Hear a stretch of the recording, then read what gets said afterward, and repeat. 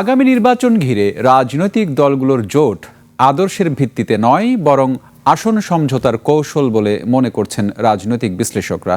দলগুলোর এমন জোট ভোটে প্রতিদ্বন্দ্বিতা বাড়াবে বলেও মন্তব্য তাদের। খালিদ ইবনে মিজানের রিপোর্ট। ত্রয়োদশ জাতীয় সংসদ নির্বাচন ঘিরে রাজনৈতিক দলগুলোর প্রস্তুতি শেষের পথে। দলগুলোর জোট নিয়েও সিদ্ধান্ত প্রায় চূড়ান্ত। আগামী নির্বাচনে নতুন জোট হিসেবে আসছে জামায়াতে ইসলামী, জাতীয় নাগরিক পার্টি সহ 11 দলের নির্বাচনী জোট। বিএনপি ও এর সমমনা 12 দলের জোটও নির্ধারণ হয়ে আছে আগে থেকেই। এমন অবস্থায় দলগুলোর এই জোট আদর্শিক কিনা তা নিয়ে প্রশ্ন থেকেই যায়।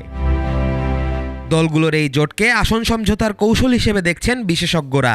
তাদের আদর্শিক কিছু মিল আছে, কিন্তু মূলত আসলে প্রধান লক্ষ্য হচ্ছে যে নির্বাচনে অধিকতর আসন পাওয়া। এটি হচ্ছে তাদের, আমার মনে হয়, নির্বাচনী জোট করার কৌশল হিসেবে তারা এটা নিয়েছে।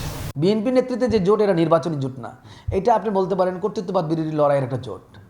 আদর্শিকও বলা যাবে না, কর্তৃত্ববাদ বিরোধী লড়াইয়ের জোট। আর এখন যেটা ইসলামী দলগুলোর যে জোটটা হয়েছে, এইটাকে আপনি বলতে পারেন যে আগামী নির্বাচনকে সামনে রেখে জোট। কারণ আমরা গত 15 বছর দেখি নাই, গত 15 মাসও দেখি নাই তারা একসাথে যুগপৎ আন্দোলন করছে।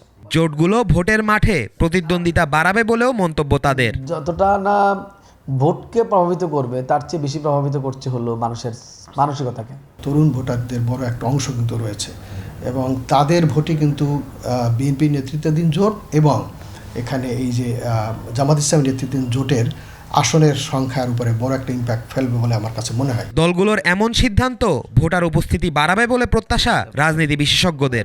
নির্বাচনটা গ্রহণযোগ্য হওয়া দরকার। খালিদ ইবনে মিজান, 21 টেলিভিশন, ঢাকা।